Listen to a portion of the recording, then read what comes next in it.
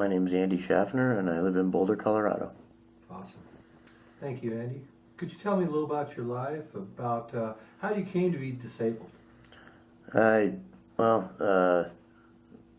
Early teenage years ended up with bad stomach issues, intestinal issues, and it took them several years to diagnose it as Crohn's disease. And pretty much from there on out, it just kind of went downhill. I mean, the way they diagnosed it was that I got a blockage, and they ended up having to do emergency surgery and remove about 2.5 feet of my small intestine, including my ileum.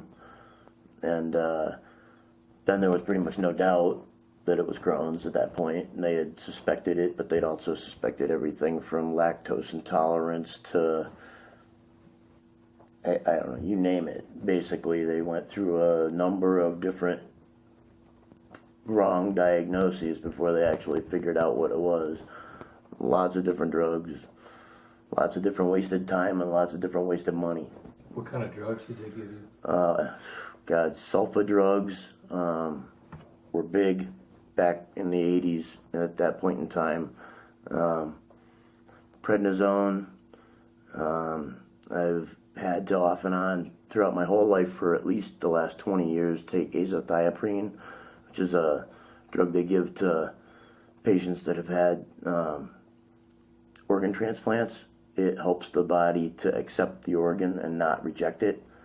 Basically what Crohn's is an autoimmune deficiency that your body attacks itself. It causes its own inflammation. And so you're trying to lower that, or at least that's what they were trying to do using that. But what did all these pharmaceuticals do to your body? It basically wiped out my teeth, wiped out all my calcium. Now I've got osteoporosis. I've got I should also mention that I was in a car accident. I have a spinal fusion in my lower back as well. But in terms of the Crohn's and the drugs that I've taken, osteoporosis, degenerative spinal disorder, basically ability to enjoy food. You know, I mean, I used to love eating, one of my favorite things in the world.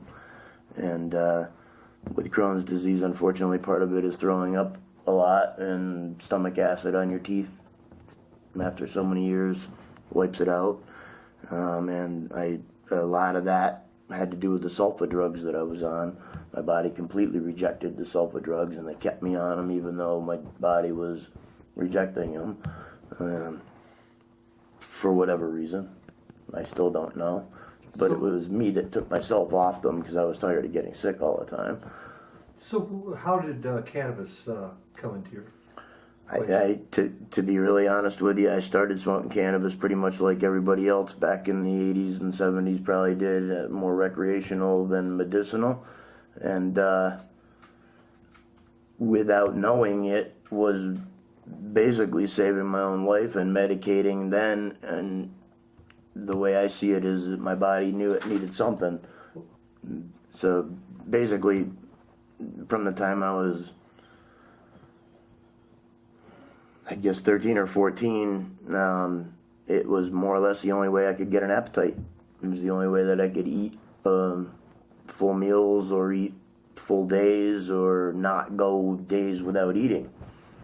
You know, and at that point my folks even kind of realized it and didn't really like it. But, you know, when I'd come home at 1 o'clock in the morning and eat everything in the refrigerator after not eating anything for 3 days, you know, my mom was like, okay, let him go. You know, it's all good. And, you know, basically it allows me to eat, you know, and not to mention the pain relief I get from it. I mean, there's a lot of different things cannabis does for me. Primarily with Crohn's disease, it allows me to eat. Allows my stomach not to get upset once I've eaten. Allows it to process it quicker, easier, faster. And again, it allows me to sleep at night without pain. You know, it is allowed me to reduce the amount of medications that I took. At one time I was on 13 different medications Please don't ask me to name them all because I couldn't. And now I am taking on a regular basis 3. And hope to be off one of those very soon again.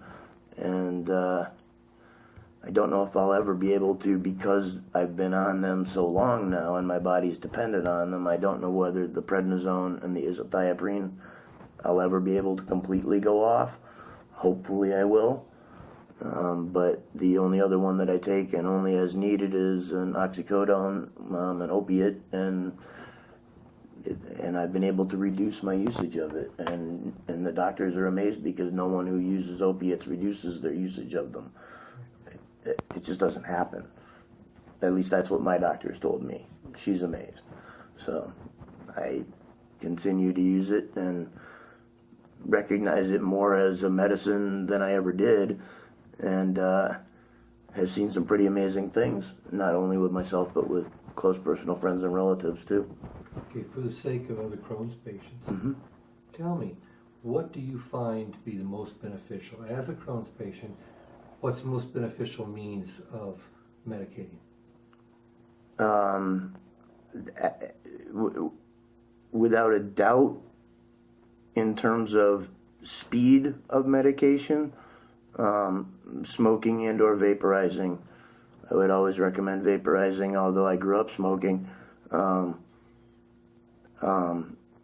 Eating, as far as sleep at night and pain-wise, edibles, definitely. I also have osteoarthritis because of the lack of nutrients that my body's been able to absorb over the years due to the pharmaceuticals. So I use it topically as well in a medicated balm on my arthritis. But as far as the eating and pain relief, without a doubt, for me anyway, either smoking or vaporizing. You see, concentrates? Concentrates. You have to use a lot less and it acts a lot faster. Without a doubt. Without a doubt. That sounds great. Thank you, sir. Sure. Appreciate it. No worries. Thank you. Pleasure to be here. That's an interview. Just like that. I watched it cure my dad's basal cell carcinoma, so I'm a true believer in its cancer abilities too. And how can you not be when you watch it happen in front of your face?